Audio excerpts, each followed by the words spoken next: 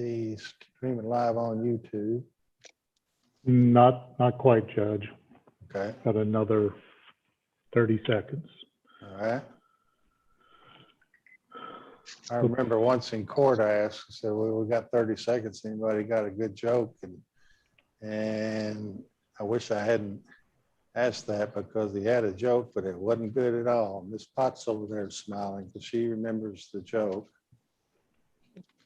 It did two things in one swoop. It put down women and it put down NASCAR, as I recall. I don't know which is worse. We are recording, Judge. Oh, good. All right, we'll call the meeting to order. This is the McCracken County Fiscal Court meeting, April 12, 2021, 5 p.m. via Zoom. Madam Clerk, call roll, please. Commissioner Bartleman, Here. Commissioner Jones, I'm here. Commissioner Parker, Here. and Judge Clymer. Here. And Commissioner Warland, you offer our prayer, please. Sure will. Let us pray. Father, we just thank you for the blessings of this day. We thank you for the opportunity we have to serve this county. Father, we just pray you be with us as we make decisions that may further the progress this county's made. We're thankful for all our first responders, all those who protect our safety. Father, we just pray you be with them, give them safety as they perform their duties. Again, Father, we're thankful for all that you do for us. It's in Jesus' name we pray. Amen. All right, and let's stand for the national anthem, please. We pledge allegiance, I'm sorry. I pledge allegiance to the flag of the United States of America and to the republic for which it stands, one nation, under God, indivisible, with liberty and justice for all. We're gonna get to hear you sing, Judge. Well, I was wanting to, I guess, but Freudian thing there.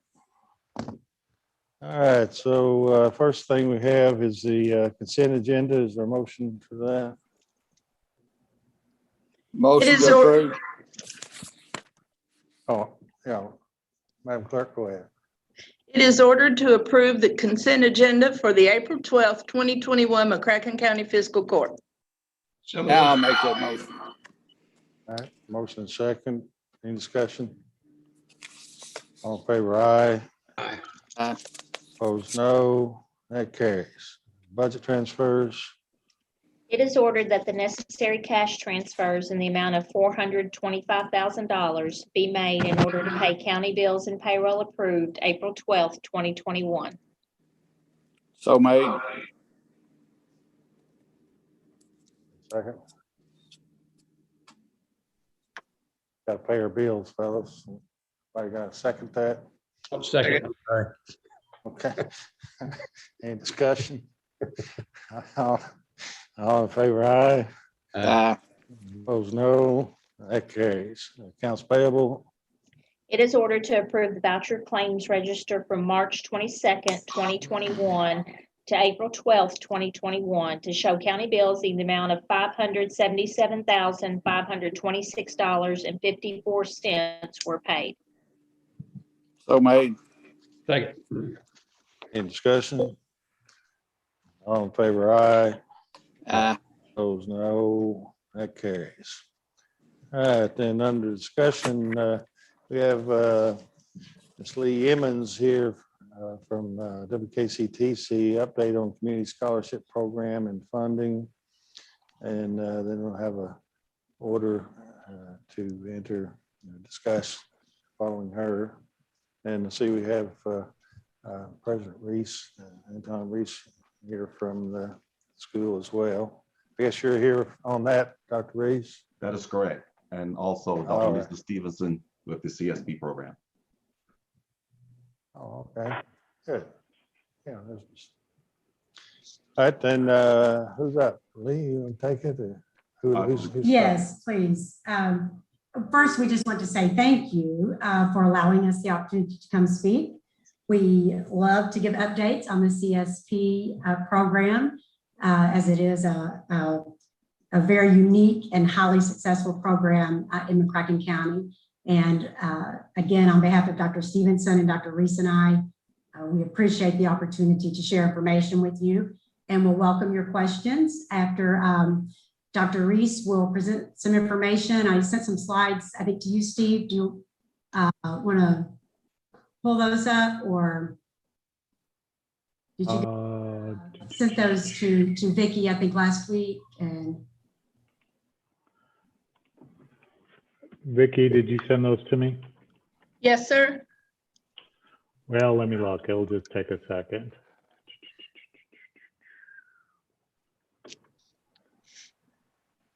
They were in our packet. Let's see. I have it, so I can run it. Yeah, second here. thanks, Steve. And when those get up, well, Dr. Reese will kind of guide us through those with some input from Dr. Stevenson. And again, then we're happy for any questions that you have. All right, thank you so much.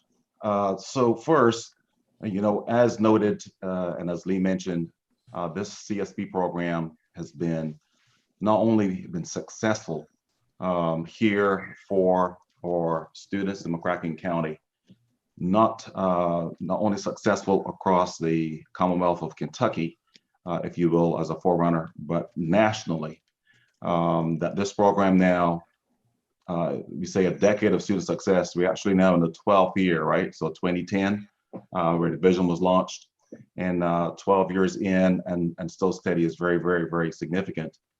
I threaded locally and at the state level as well, but nationally, so recall February 2020, we had 3 representatives, myself, Justin Hill with the CSP program, and former Mayor Brandy Harless presented this on a national stage, the Bellwether Best Practice. So that's a tremendous achievement, and it says a lot, having that local, regional, and national recognition of this program.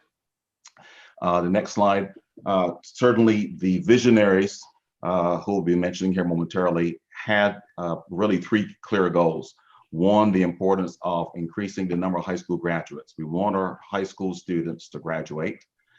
Second, college readiness, as in coming to great colleges like WKCTC and beyond. And then third, improving the quality and skill of the regional workforce. So those were 3 key guiding goals of the CSP program. The vision for the program, next slide, was really birthed then in terms of conversations at Rotary. I believe Dwayne Tucker was the president during this era, along with several leaders in the Rotary, had these initial discussions. And for the need of ensuring that McCracken County students, be it public, private, homeschool, have the opportunity then tuition free to be able to come to WKCTC in order to achieve those 3 goals that I just referenced. So the partnerships is really key. So this partnerships then also included the McCracken County Fiscal Court. Thank you so much for your ongoing support. Certainly the city of Paducah as well. Also Paducah Junior College Foundation for the college efforts. And then we've been very fortunate to have great support from many of our private community partners. And you saw many of them on that slide there briefly. So a key point here, though, is the evolution, the success has been anchored in that public-private partnership, which we believe is really key. I mentioned that on one of the first goals was high school graduation and college readiness. I really want Lisa Stevenson just to briefly give us an update so that you can see and hear from her. She's on the ground with her team in terms of how the sort of impact we're having, if you will, on this side in terms of college, high school graduation and college readiness. Lisa? So thank you. This information is not in the slide presentation that I'm going to share because it's hot off the press. We received this late Friday afternoon. We run an annual report for CSP, and this information was sent to us and shared. So when we look at the high school graduation rates, which was the first goal, was to increase high school graduation rates in McCracken County. McCracken County's high school graduation rate in 2013 was 88.7%. And in 2018, which is the most recent data, confirmed official that we can get from the Kentucky Department of Ed dashboard and report card, their graduation rate in 2018 was 94.8%. Paducah Tillman High School's graduation rate in 2013 was 81.8%, and in 2018 it was 89%. The state average, so if you look at McCracken County in 2018 of 94.8%, Paducah Tillman of 89.0 or 89%, and then you look at the state average for graduation rates in 2018 was 90.3%. So we are in one school, of course, outperforming that and nearing working very hard at Tillman to increase that graduation rate there. And I would be very, very remiss to say that that's all because of CSP. That has a great deal to do with CSP, but it also has allowed us to build that relationship and that partnership with our high schools, starting to work with these students in 8th grade as we follow them through their senior year and having those conversations. And then the high schools recognizing some supplemental activities, after school programs, special events that they can do to help promote college and career readiness and transition readiness. When we look at the college going rate, which is part of that, the first goal, and we look at the college going rate for McCracken County, Paducah Tillman, all of McCracken County, and then our service area, we know that the college going rate has increased in McCracken County from 56.7% in 2013 to 77.2% in 2018. And that is above the college going rate in our respective service areas as a total. So again, we are meeting those goals that were set forth by this program when it was first initiated. Thank you, Lisa. So then the key question becomes, then by boosting the high school graduation rates, college readiness rates, one key aspect of the return on investment then is ultimately how did the students perform on the college side. And momentarily, Lee will be talking about the economic impact regarding return on investment. As you can see on the screen, this is the graduation rates of comparing the CSP, WKCTC to our regional and Research 1 institutions and comparing to the national community college completion rate. So as you can see in the green, all public two-year schools. So the national completion rate is 27%. As you work your way across from my left to the right of the screen, you will see that gold bar, CSP 17 at 47%. So if you look at the math, we're literally just about 7 percentage points away from doubling the national average. So that's a huge testament to the completion rate there. You see in comparison with our regionals, Western Kentucky University is just 1% up. Our good friends Murray State University is the highest regional. And as you would imagine, U of L and UK as more select admission would have the higher completion rates. So one part of the story here that we can say in Western Kentucky, really from that high school all the way through college, we have two nationally recognized colleges in the western portion of the state that is doing the best job as it pertains to these completion rates. The next slide also includes the transfer rate along with completion. And you can see then there in the gold bar where the CSP 17 cohort is at 61%, just behind our flagship, University of Kentucky at 66%. So these are very powerful testaments to the impact of the CSP programs. And I must say it is part of what garnishes that national recognition as it pertains to, the Aspens and the Bellwethers and these national bodies. The return on investment economically, Lee? We know that education pays, to use a slogan that we may have often heard, but a very in-depth economic impact study by INSEE, you can see the corporation name on the bottom of the slide, shows that for every $1 invested in education, taxpayers gain $5.20, which is a good return on investment any way you look at it. And beyond that, however, there's a societal gain of over $11.30. We know that when people receive some education, get employed, it affects every aspect of society, which is an economic boon then for the community, because there's the direct pay, the direct increase in pay, the betterment of the workforce, but there are also a lot of societal issues as far as not being in jail, not getting into trouble, not being on public assistance, all of those societal issues where our community really benefits from. So we would also note for students, for every dollar invested, that's a 640 return in lifetime earnings. And we see that clear correlation with the more education, thus the more economic earning power that they have, and thus the more that they have then to give back to great counties and cities like McCracken County and Paducah as well. With that, we will pause to see what questions you all may have.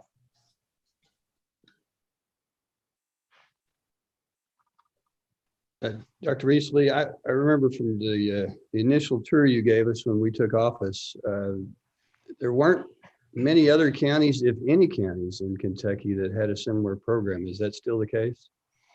That is still the case, but it is growing.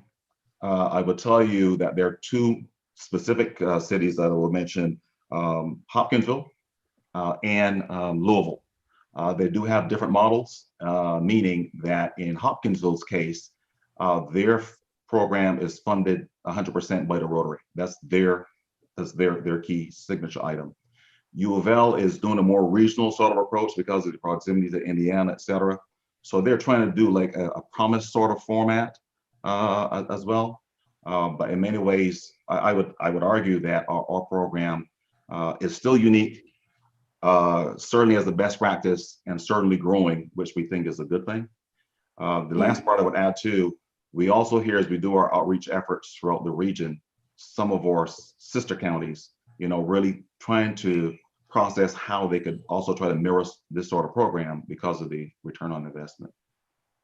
Commissioner Jones, I would just add that this program, Dr. Reese mentioned early in his presentation, a national presentation that he's done.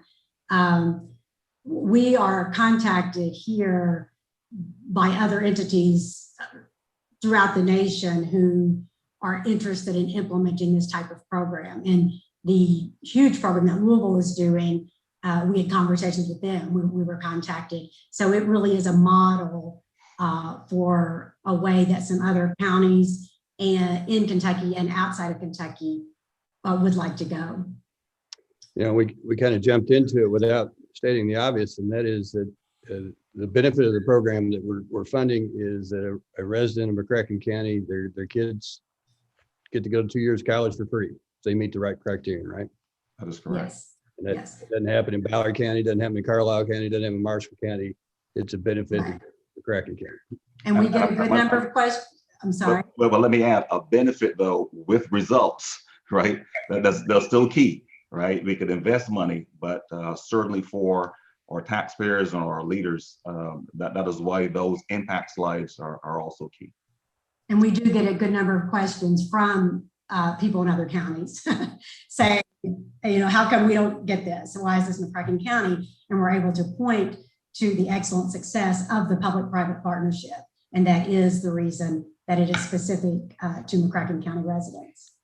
We get sensitive because every year everybody gets a little yellow card, and it's kind of one of those things that tangentially comes from that little yellow card. where you get that property tax bill. So it's worth repeating for us. Thank you. That's all my questions. Do you all see, I guess this is for Dr. Stevenson, the consolidated school, do you think that may be part of the reason why McCracken County's numbers are so high? And are we still doing the earned credit or the shared credit where they can leave as a senior and come out and work on that 2-year degree early? Yes, that is correct. Okay. Because of the high school consolidating, that did make it much easier for us to be in one high school and work with those students. And also because those students, we usually have better results, I'm going to say, at McCracken because of technical programs. Okay. And I'm not saying anything against Paducah Tillman, but a lot of times Tillman students want to move away for various reasons. So yes. And then with the technical programs, Jeff, and with dual credit in general, a student can take dual credit both on our campus and at the high school campus. So for all the schools involved in this partnership, not just the 2 public schools, but both CCA and St. Mary, those students have the ability to take dual credit while they're in high school, either at their campus or coming to our campus in the morning, the afternoon, whenever the high school will release them. And there is a statewide scholarship that helps to pay for those classes. So McCracken County does release students in the afternoon to come over and take technical programs like welding, machining, electrical, and then we're looking at expanding that to cosmetology and pharmacy tech. And if I could add something here when we're talking about our specifically, it's important to note that a community scholarship program is a last aid. So the total number of students since 2014, Dr. Reese mentioned the inception of the program in 2010. That's when it was initiated. That's when the promise was originally made to 8th graders that they could strive for this and have 2 years tuition free at the college. So the first scholarships were actually awarded in 2014. And so from 2014 to 2020, nearly 2,000 students, 1,833 students have been CSB students. Now, Dr. Stevenson and her team work with all those students, very hands-on, and that staff and faculty support are key parts of the program. We have used the percentage that roughly 50% of those students actually get funding. And I did the numbers, and I've sent this to Steve so that he can share it with you all as you go forward in the discussions. But actually just about 800, slightly less, so it's a little less than 50%, actually receive funding through CSP. That is because they receive other funding, some Pell Grants. They may receive other PJC scholarships, other external scholarships. So even though a higher number of students receive the program benefits of CSP, we're actually only awarding funds to less than half of those students.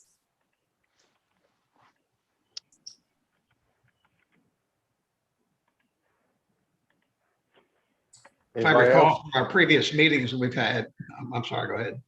I was just asking anybody had any other questions. If I recall from our previous discussions that students to be eligible have to be on a path for a 2-year degree, associate's degree, is that right? Well, Dr. Stevenson, do you want to respond to that? You can probably answer that better than I can.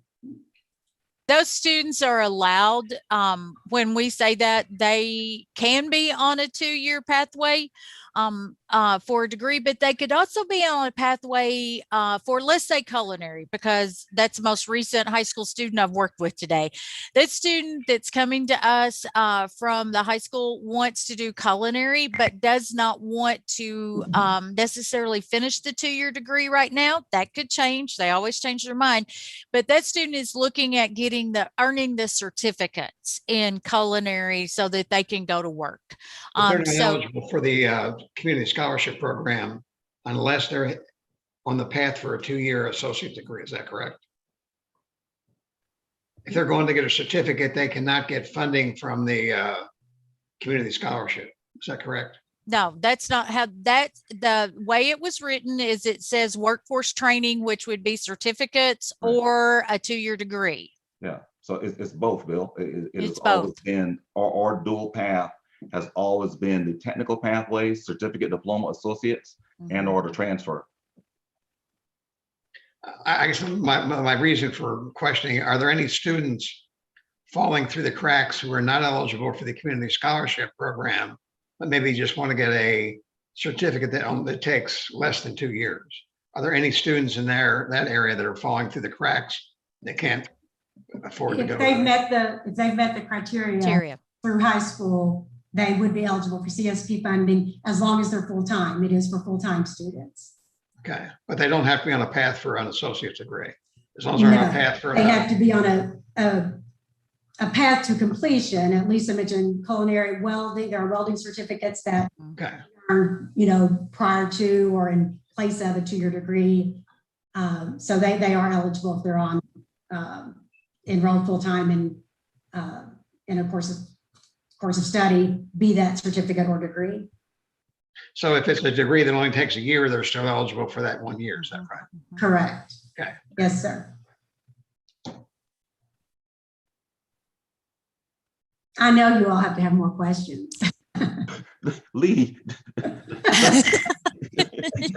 No. I can hear Eddie jumping as an attorney. No. Yeah, I think we're all supportive and we're probably ready to vote. And so I noticed the agenda, Judge, has the order after this. It does. I thought with with Lee's invitation, surely we'd come up with something else, whether it's relevant or not, to ask, but we can go ahead. No more questions then. All right, Madam Clerk, we have an order to consider. Muted.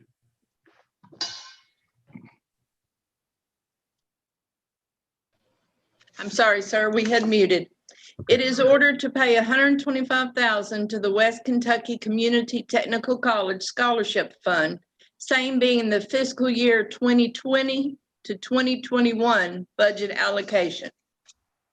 So made. Second. All right, any discussion? All in favor, aye. Aye. Aye. Opposed, no. That carries. All right, y'all did a fantastic job, apparently. I was Thank highly you very impressed. much for your Thank you. support. Yes, thank you. And That's a good program. We're glad to be able to help. Thank you so much. Thank you. I Your suppose McCracken County residents appreciate it, I know. unless you want to stay for the riveting other parts of our program, we'll let you bow out gracefully or stay on. Thank you so much. Thank you. You all have a good rest of the meeting. Thank you all. Bye. Thank you. And then we have Gail Hatton and Terry Bradley with Paducah Bank. There Hello. they are. Nice to join you this evening. Ma'am, who wants to start up? I'll start up. Gail's going to give most of the information, but just want to initially thank Judge Clymer and the commission. Paducah Bank is honored to be your bank. And we've been working diligently with Steve and Pam over the past couple of weeks, both of who do an amazing job for the county. But really looking at the opportunity as a public fund, collateralization of deposits is extremely important. And so we had recommended a change in how we collateralize those deposits. And I believe Pam and Steve had both just been familiar with what we were recommending after attending a seminar. And so we have made that recommendation. We've been in constant contact over the last few weeks. And I don't know what they've shared with you as a commission, but we wanted to be available to answer any questions. We need a brief explanation of what the change is. Okay. Gail, do you want to walk through that? I'd be happy to. What was presented is being able to move the funds that are in the general fund account to replace the traditional collateral agreement where those are secured by securities held by Paducah Bank into what is an insured cash sweep arrangement that is powered through the Promontory Network, which is a reciprocal network of numerous financial institutions. And how it works are the funds are placed with us. We're a member of the network. And while they're held with us, the client does not have to go outside of their institution. We're able to hold those. We set a target balance under the FDIC limit of $250,000. And then the excess of that is swept overnight through an integrated sweep with our core system into this network. And it is placed in increments under $250,000 within those member institutions. So this allows for the proper FDIC coverage for those funds, securing those funds, but it eliminates the need for the securities held by the bank to actually be the collateral for those. It's an integrated sweep, so it's seamless as far as an administrative perspective. It works overnight. If there's a deficit in the account below the target balance, it sweeps the funds back in to cover that. We've had a great amount of success using this product, both with some public funds and also private sector. And it was a solution that our CFO had proposed to be able to replace the traditional collateral agreement for the funds that are in the general fund now, and also prospectively looking to the additional stimulus funds coming in. What will it do to the earnings that we get out of it?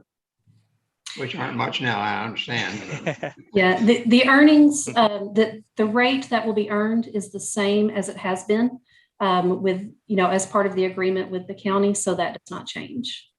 Okay. All right, I'm not sure I followed it. I'm not sure I followed it. So we're changing it because of the security amounts so that we can spread the $250,000 out. I don't know. Yes. So so basically, as the funds that the county has grown, and in anticipation of the incoming stimulus funds, we want to always make sure. So we're covering those now from a collateral standpoint with bank-owned securities. Those are perfected. Those are provided to the county on a daily basis, so that that those funds have securities pledged against those. So what we're proposing is to use this network that we use with other public fund clients as well, to where it's automatically integrated. The system will flow in and out. All you have to do is make deposits into the account, write checks out of it. All of the funds stay as part of that particular account. And then there will just be an additional statement that Pam and Steve will receive on a monthly basis that shows where the collateralization is held. Okay. So we're doing this for one, to either make more money or to be more secure. Or is there a third option? The third option, I guess, is all we're doing is replacing collateral with collateral. Is all we're doing. So it's not changing the rate that the county is earning. So the bottom line is that the bank no longer has to, by itself, cover the collateral. It's now covered by a consortium of institutions that are part of this network. Is that right? That is correct. So it doesn't change anything for us, but it's more convenient for you. Would that be correct? Either or. I mean, basically, it's convenient for both parties. I know Steve had done quite a bit of research on it as well. Steve, I don't know if you have any information that you wanted to share based upon what you had learned, but it is something that we use continuously with other public funds, and especially when deposit balances are growing. So It's it just takes recognized out, by our auditor would agree with that, and government agencies and all. I mean, they all signed off on that. It's not something that we're going to get hammered on later on, is it? No, I know Mr. Clymer had reviewed the agreements as well, and also remind me, Steve, was it the state auditor, Pam? Yes, yes, it was the state auditor's office that we'd asked them about that type of arrangement. Okay, and they all signed off on it? Yes. Okay. All right, Steve, you were about to say, I'm interested in what Steve Julo has to say. Long time ago, we had a bad experience where, through no fault of the bank, and not this bank, another bank, we had it was either an expiration or we got above the collateral agreement, so we had essentially some unsecured funds for a period of time. That was uncomfortable for us to be in that position. This sort of, with our biggest fund, the general fund, it takes that out of play, because it will go to various institutions and it'll be with the as Gail was saying, the FDIC limit. So it negates the need for our biggest fund. We will still have a few other funds that will not go into the reciprocal, and we will have to have a collateral agreement for those. However, those are our accounts that tend to be very transactional, money in, money out, like payroll, transient room. We move money through those accounts pretty fast. The worry or the concern is securing the general fund. I think this makes us slightly more secure, and Paducah Bank is honoring their interest commitment to us, and we are on a very low fee situation. Is that accurate to say, Gail? If not, no fees? Yes, correct. Yes, there's no fees. And our accounts are highly transactional, so that's something that we value, and we also very much value our relationship with Paducah Bank. And if this reciprocal agreement required us to work with other banks, that would make it less attractive, but we still maintain our single point of contact with Paducah Bank, and that's something we're very comfortable with and place a high value on. You may not know the answer to this question yet, but are there any restrictions on how we handle the stimulus funds when we get them? Can we put them in these same accounts, or does the federal government have any restrictions on how they have to be handled? You probably don't know that yet, but I'll ask that. Well, we have an order on tonight to set up a new account for those dollars. So we're setting up a separate account with Paducah Bank for those stimulus dollars. Okay. Yes. And that account would be set up separately, but also on this same sweep arrangement. Okay. Since it's a large sum, we want to make sure that it is fully, covered under the FDIC limits as well through the ICS network. It sounds like we all can sleep better knowing that the increased money is secured.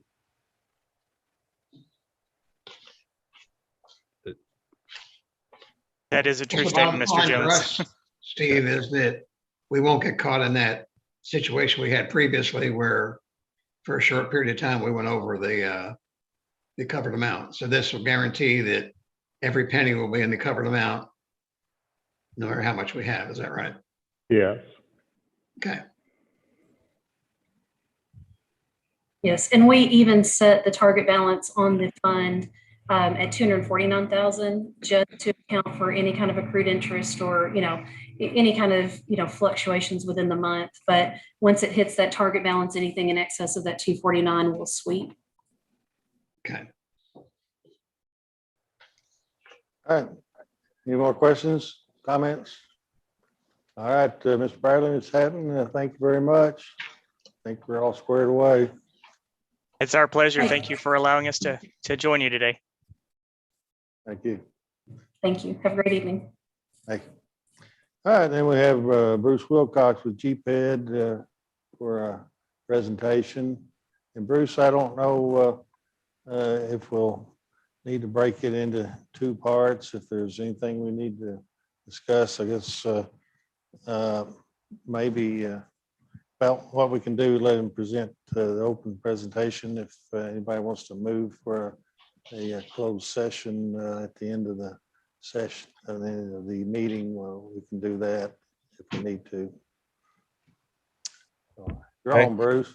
I do have a few things I could share with you here in open session, and then I have a projects update for you that we could cover in executive session if you all would like. Okay.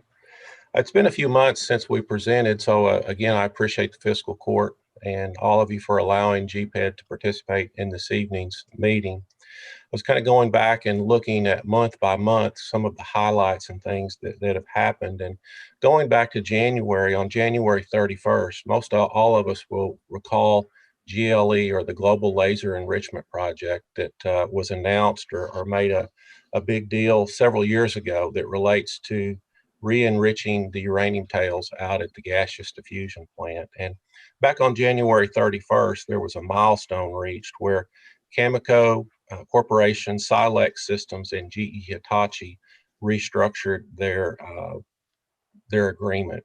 GE Hitachi is no longer a member of that entity. Cameco now owns 49%, and Silex owns 51%. Cameco is the controlling or the managing member that operationally, but they are not the majority shareholder. There is an agreement between Cameco and Silex that Cameco could acquire up to 75% of that. So you ask why that's important. There's still a whole lot of work and a number of milestones to be reached before this technology could really be commercialized, but it falls in line with the recovering prices of uranium and uranium hexafluoride. And if you'll recall, back on February 9th, Honeywell made the announcement to reopen the plant in Metropolis with 160 full-time jobs beginning in the year 2023. So again, there's still a lot of work to be done, but this project is not done. We still stay in contact with the folks from GLE, but anyway, was glad to see this and see that this thing's still moving forward and a possibility for the future. During the month of January, we also received a formal approval from the Kentucky Attorney General that the IDA restructuring documents that we started, that the fiscal court and the city commission approved IDA GPED back in December. The Kentucky Attorney General approved those in January, and that enabled us to take the next step to do the work that we needed to get the IDA completely restructured. During the month of February, we applied and received for a $59,000 PPP loan. We have spent all of those monies, and we will be applying for a second PPP loan here this month. So we've filed the necessary documents to request abatement or forgiveness of the PPP loan as well. So, but that's been a nice assistance to our cash flow and our cash position. Also, during the month of February, Plastic Services and Products paid off an equipment loan. If you'll recall, going back to the Genova transaction back of June of last year, there were a couple of pieces to that transaction. There was a $3.6 million sale on behalf of the county and the city to the company for purchasing the building. And then there was about $700,000 of equipment loans that were assumed. And I'm happy to tell you that Richard Reese, the CEO of Standard Plumbing, a parent or affiliated company, called me in February and said they had paid off the remaining balance of that $600,000. So all in, that's $4.3 million the city and the county collectively have gotten out of the backfilling those Genova jobs. So we're really excited and proud of that accomplishment. Also, during the month of February, we also met with Matthias Baer. He's the president of the Transatlantic Business Investment Council. They are a source that we use to gain international leads for international companies looking to expand here in the United States. And Matthias, he shared with us, they are seeing it in Europe, Germany particularly, where he comes from, that economic development activity certainly did slow last year, but they're hopeful that things will continue to open up as we progress into this year. But it was a good time, well spent with him. During the month of March, we also had a visit or a presentation with our Kentucky Cabinet for Economic Development and their international team. We did a presentation to not only the team in Frankfurt, but also representatives from Japan and Germany. So we were honored to do that. And I'm proud to say that from doing that presentation and informing them of the assets that we have available, that turned into a lead this past Friday. So I submitted an email and some information they requested from one of the projects that they're working on there. So again, that was time really well spent. Also, during the month of March, the new IDA board members were confirmed by the judge executive and the city commission. And of course, you as commissioners approved that. But the big thing, in addition to the new IDA board members coming on board, is that we completed the transfer of all of the assets.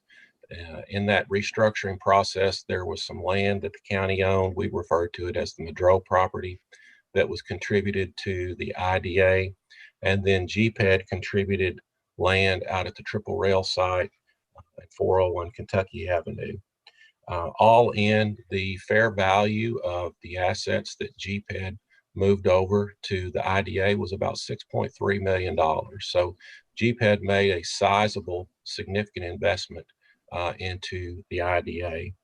There were some debts that were written off or transferred over. The total debts on that asset or those assets was about $2.3 million. So all in all, it was a net investment by GPED of about $4 million net. So we're excited about the possibilities of that. Now that these assets are over in a quasi-public entity, that should enable us to better secure grants, since a state or federal grant would not be going into Commissioner Eddie Jones' individual property. Now it would be going into a publicly owned property through the IDA. So we think long-term there are some great benefits for that. And then the way the IDA is structured with the RDAP, the TVA in lieu of tax monies, the $154,000 from the county, the city's match of $154,000, and then some rents that we have through building leases and farm lease rental income. The IDA should have an income stream of about $400,000 going forward. So we're really excited about how we're positioned there. Depending upon what the IDA board wants to do, we'll probably relinquish or extinguish some debt, and then possibly look at doing some type of spec building or additional land to continue to position ourselves for bigger and better and more projects. We've also completed during the March 2 purchase sale agreements, 2 PSA agreements for land out at Industrial Park West. The 2 land PSAs totaled $105,000. One of those pieces actually closed today, a $60,000 parcel. So that's a milestone. I was speaking with Glenn Denton this afternoon. From what Glenn was saying, this is probably the first time in about 20 years that the IDA has received funds from selling a piece of property. So we're excited about that. We're excited about the project that will be going on this property. And we're excited about the other project that we have the PSA on. And I'll go over those with you when we go to executive session. We also sold during the month of March, we sold 2.6 acres out at the Commerce Park for $104,000. There's to be some new construction going on out there that is anticipated to begin during the month of April or May. We have a marketing campaign that we will be kicking off in May, the latter part of this month, April 29th and April 30th. We have a team from Marketing Alliance that will be coming into town, and we'll actually be doing some filming and some interviews of different people and putting some good footage together for a marketing campaign. Our marketing campaign is going to be tailored specifically to site selectors. Internally, we've identified approximately 125 site selectors that we will be targeting through email campaigns or LinkedIn campaigns. And then we'll also leverage the database that Marketing Alliance has for site selectors as well.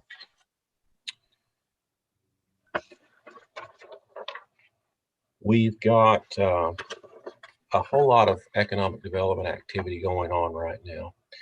As part of our process that we do, our monthly reporting with the board of directors, we report our activities, some of them specific from the Forward Paducah plan that was put in place years ago.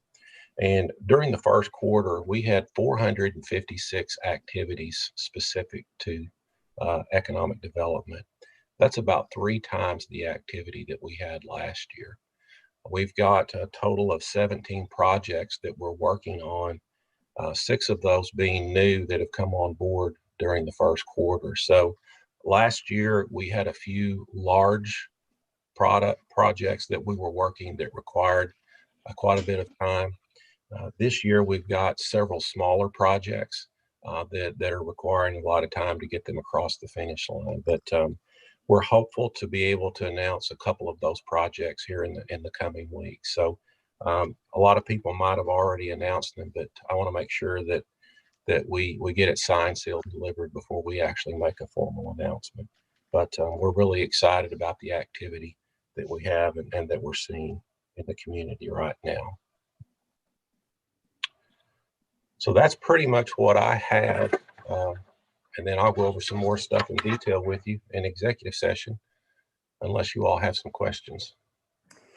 Bruce, the second loan on the Genova deal, shouldn't call it Genova, should call it the new company. Yeah, Plastic Service or KSR Legacy Trust that was an affiliate they set up for plastic services and products. So who was that debt? Who had that debt and who was the payer on that? City and the county. Okay, so in addition, so essentially we've got another $300,000 that we've collected from that closing. The county, yes. Yes. Yeah. Okay. I'm pretty sure Jonathan Perkins over at the city processes that. Deputy Judge Executive Doolittle shaking his head yes. Have we gotten our share of it yet, Steve? I believe we have. Pam, jump in here if I'm mistaken, but I think Yes. they've paid us. Yes, we've received that money. So that's reflected then in our, and I guess you emailed it right before, in the economic development account balance went up. I can't really remember if we received it at the end of March or if it was in April right now. Okay. I'll look after me. All right. Okay. Thank you. We're really excited about that. You know, in less than 12 months, we've been fortunate to bring in right at about $4.5 million for the community. We're really excited about that. Well, what's the employment out there now? How many they have? Are they still setting the plan up, or how many employees do they have out there? You know, they are not back to where they were pre-Genova shutdown. You know, if you recall, Genova, the place was basically idled and shut down for about 8 months. So as I understand it, they lost all of their customers. So plastic services and products, they're out having to recapture or try to get that business back. Again, one of the nice things that attracted us to plastic services and products is they have an affiliate, Standard Plumbing. Standard Plumbing, you know, was formed back in the 50s. So they can be an inline supplier, you know, complete the supply chain to themselves. So they have the capacity and the ability to sell what they produce here in Paducah to themselves through Standard Plumbing. But I spoke with Richard Reese. His son, Andrew, is actually the president of Plastic Services and Products. But I was talking with Andrew or with Richard, and they're very pleased with how things are going, very pleased with the community, and very pleased with the employees that they have there. I think that company's a home run. I mean, because they don't have their hand out; they've got their hand up. So I think that they've really been a great addition. That I wish we'd had them 10 years ago, but I'm glad we've got them now. They're just going to be a good citizen, and really helping. And again, instead of asking for money, they're making an investment. I'm really glad to hear that. Yes, yeah, they came to town.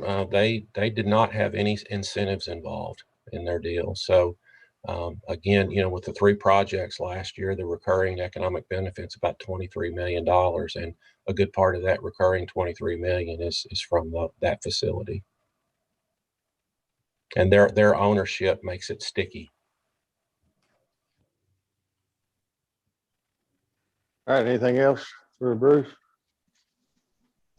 All right, Bruce, thank you. I don't think we have too awful much, and I would guess we'll probably be done in another 15, 20 minutes, hopefully 30 to most. And we'll go into executive session with Bruce. Thank you. All right, so we go to court orders. Court order A. It is ordered that the treasurer is authorized to open a new bank account at Paducah Bank and Trust Company in anticipation of the monies allocated to the county under the American Rescue Plan Act of 2021. So made. Second. Any discussion? All in favor, aye. Aye. Aye. Opposed, no. That carries. B. It is ordered that the judge executive is authorized to enter into an agreement with Paducah Bank and Trust to participate in the reciprocal deposit program. So made. Any discussion? All in Was favor, there aye. I'm sorry, sir, was there a second? Yeah, either, well, there was at least a second, maybe a third. I don't know. I think there were 2 first. All in favor, aye. Aye. Aye. Opposed, no. That carries. C. It is ordered that phase 2 of the Carson Park planting plan be accomplished. There was $13,325 approved by a previous administration for Carson Park fence improvements, with said funds taken from Area Development Funds, ADF, from the Purchase Area Development District, PADD. $10,250 was used for fence improvements in March of 2020, which left $3,075 of ADF funds remaining. Further, it is ordered that Steve Irvin, McCracken County Project Coordinator, is authorized to purchase the following for the following approximate amounts in order to complete phase 2: 44 crepe myrtles, $1,188, 2-day 16-inch auger rental, $200, mulch, $80, 7 trees, $700, and a water tank and accessories, $500. An approximate total of $2,668 will be expended from the available $3,075 ADF funds to complete phase 2. So made. Second. Any discussion? All in favor, aye. Aye. Opposed, no. That carries. D. It is ordered to approve the March transient room tax in the amount of $176,609.95 to be dispersed as follows. Paducah CVB, $51,872.40. Convention Center, $35,199.83. Sports Tourism Commission, $53,723.38. Escrow Fund, $35,814.34. So made. Second. Discussion? All in favor, aye. Aye. Opposed, no. That carries. Resolutions. A. Item A has been removed from the agenda by the road department. All right. B. It is hereby ordered that a resolution is hereby adopted and enacted approving the entry into an agreement with the Kentucky Office of Homeland Security, KOHS, for communication equipment to execute any documents necessary to facilitate and administer the project, to act as authorized correspondent for the project, and establishing procurement policy for any KOHS approved project for the fiscal year 2021 application cycle. So made. For a second. Second, all right. Any discussion? All in favor, aye. Aye. Opposed, no. That carries. C.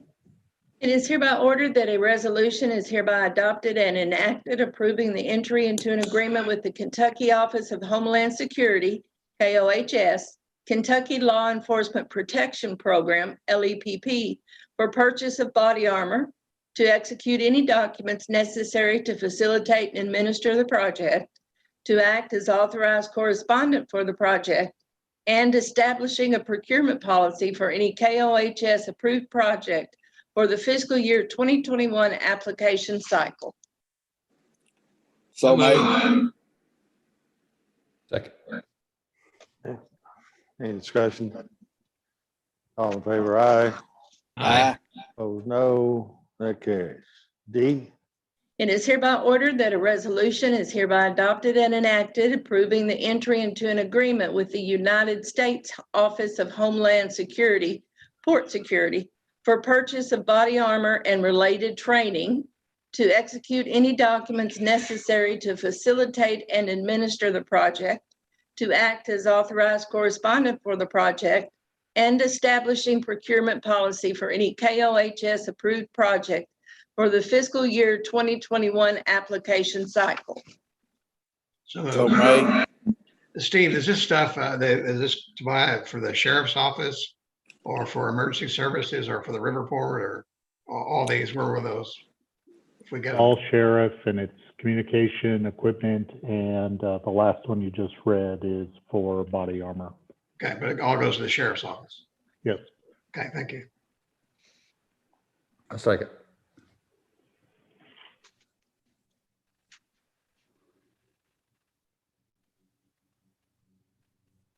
I was looking to see what the difference is between C and D. Well, one of them says port security. D says port security. You don't think it goes to the sheriff also, though? Huh? Yes. Yes, it does. And C is the Law Enforcement Protection Program, the LEP, Okay. LEPP. All right, any discussion? All in favor, aye. Aye. Oh, no, that carries. All right, is there a motion to go into executive session? So move. Second. All right. Any discussion? All right, so we'll go into executive session for, I think, two purposes under KRS 61, future sale or acquisition of a specific parcel of real estate is permitted by KRS 61-810-1B, and a specific proposal by a business entity where public discussion of the subject matter would jeopardize the relocation, retention, expansion, or upgrading of a business entity as permitted by KRS 61.810-1G. All right, all in favor, aye.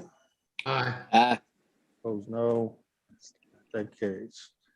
And so, Steve, if you'll let us know, let's take about 2 or 3 minute recess. Let us know when we're on closed session. We'll get Bruce back on. Excuse me, sir, will you be taking action when you return? Oh, no, we won't take any. So we need to do that motion to adjourn once we reconvene from executive. I'll make that. We got a second, Mr. Jones. All in favor, aye. Aye. Aye. Opposed, no. All right, so that carries. All right, we'll be back in a